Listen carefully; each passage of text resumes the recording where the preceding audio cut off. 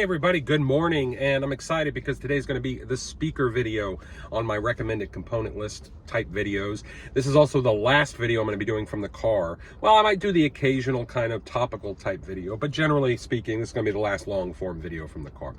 But anyway, speakers are kind of iffy for me because I've reviewed several speakers on my current channel, but not many in general, and certainly not modern models, not really. Here lately, over the past year or so, I've been using a lot of vintage speakers. So what I decided to do instead was list my favorite speaker brands that I've heard over the years. So anyway, let's do it. The first on the list, and it's really not price based, but of course they do have some very nice budget speakers, and that's going to be Polk Audio. Now, Polk Audio, American company, they've been making speakers forever. I've heard quite a lot of their models over the years. I had the T15 for a long time. I had the older, the Signature S15, I think it was. That one's been replaced now. A lot of their speakers I've heard over the years have been phenomenal. There have been a few exceptions. Generally, I think the way I've thought about their products is the more budget level to the mid-level speakers tend to have kind of a more forgiving, more kind of warmer, richer sound, as opposed to kind of the higher end models tend to have kind of a little bit more of a natural, or I should say, a little bit more of a neutral, brighter sound. Now, I'm kind of generalizing there, so there is some overlap to that, but generally that's kind of been my experience with Polk Audio, and that's why I've actually preferred their budget speakers, because of that sort of warm, kind of richer, forgiving sound. You could hook them up to any amp regardless of how it might sound, and they sounded good. Even the lowly T15s, and I had those things forever. I really enjoyed them. Apparently you can still buy them. I didn't even know. You can pick them up for about $100. But they were absolutely phenomenal. They weren't the best in terms of bass or sound staging or clarity or any of that stuff, but regardless of what amp you hooked it up to, it sounded good. And that's the thing to think about here, and that's what I've always enjoyed with Polk speakers, is regardless of the model what I've heard is just great sound. Next on the list is going to be Klipsch. Now, on my current channel, I actually haven't had a set of Klipsch for a while, and I haven't actually reviewed Klipsch in a while. But on my previous channel, The Budget Audiophile, I did review a lot of Klipsch speakers. I did review a lot of Klipsch, and I've always loved Klipsch speakers. There's a few reasons for that. One is, of course, just their sound quality. They have a very natural sound. They have a very sprightly, dynamic, rhythmic sound, which is very nice. Sometimes some of their speakers can come across bright sounding, but if you pair it particularly well with certain warmer sounding amplifiers, even tube amps as well, it kind of tames that down and fixes that issue. Now, the most important thing I've always loved about Klipsch speakers is they're very easy to drive. Now, of course, if you look at reviews and measurements of Klipsch speakers, particularly some of their modern ones, that sensitivity rating that they quote can be kind of sort of almost come across as a lie. But outside of that, generally speaking, they are fairly easy to drive. I had a set of, I think it was the R50Ms or the RP50Ms. I forget the exact model. But yeah, I had them hooked up at one time to a little 2-watt amplifier, and they sounded absolutely fantastic. As much sound pressure level, SPL, as you wanted, as much, volume as you wanted. Had great bass and rhythmic ability. It was just fantastic.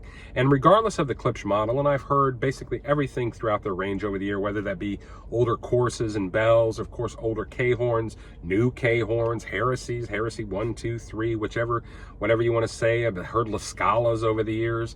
Regardless of the model of Klipsch, I've always been thoroughly impressed with their sound, and also very easy to live with, and and I'm definitely a fan. Next one on the list is going to be Mission out of the UK. Of course, Mission loudspeakers. They've been around forever. Unfortunately, they no longer make their speakers in Great Britain, which is kind of a shame, but economics being what it is, it is what it is. But that said, however, the thing I've always loved about Mission speakers, and I primarily really always heard their bookshelf models, is the fact that they always come across as very natural sounding. Very great tone and timbre, very natural sounding, which is huge for me. And, I think one of the things that contributes to that, I've always thought is, and I could be mistaken on this quote, I think some of their newer speakers have changed it, but a lot of their models I've heard over the years have used paper cones and paper drivers and that sort of thing. And I've always kind of had the theory that paper drivers create a more natural, lifelike tone and timbre as opposed to kind of other synthetic type materials. But yeah, great sound quality. I think also the imaging I've always enjoyed with Mission. Something I haven't talked about thus far is sound staging and imaging, but of course with the Mission, typically a lot of their speakers have the woofer up top and the tweeter down below, and I think that creates a good sense of imaging and timing as well to the speaker, the way it kind of projects sound in the room and kind of envelops as well. It means you can kind of sit anywhere across the speakers. You can sit in front of the left one and still clearly hear the right, or vice versa. Anyway, they just make a good imaging speaker because of that. And anyway, regardless of the Mission speakers I've heard over the years, regardless of model, as I've said, they just sounded great and very natural, very easy to listen to, and yeah, just sounded good. So the last one on the list is going to be Kef. I've always loved Kef speakers. I've had the Q150s at one point. I think I reviewed those. I've had some older Kef bookshelves as well, and heard plenty of Kef speakers over the years.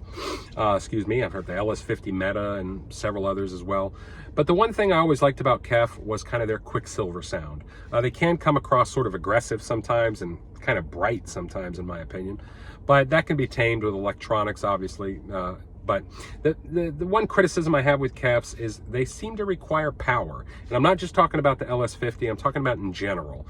And I mean that in a couple of ways, obviously just the power aspect itself, but I also mean it in the way of how, you know, with like the Klipsches, for example, you can have them around 60, 65 dB and have a full listening experience.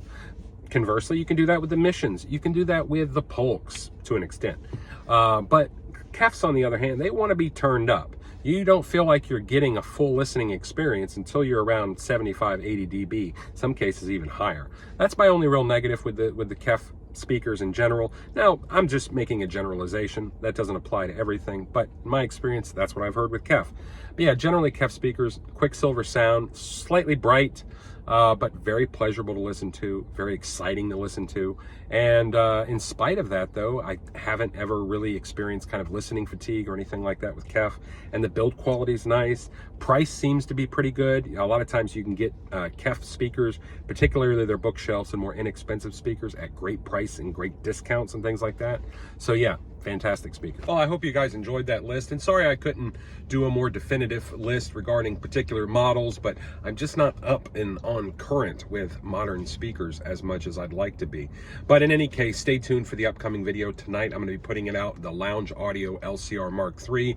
We're going to be talking about it, going to be discussing its many faults, but also its many redeeming characteristics. So very exciting. But anyway, stay tuned for that.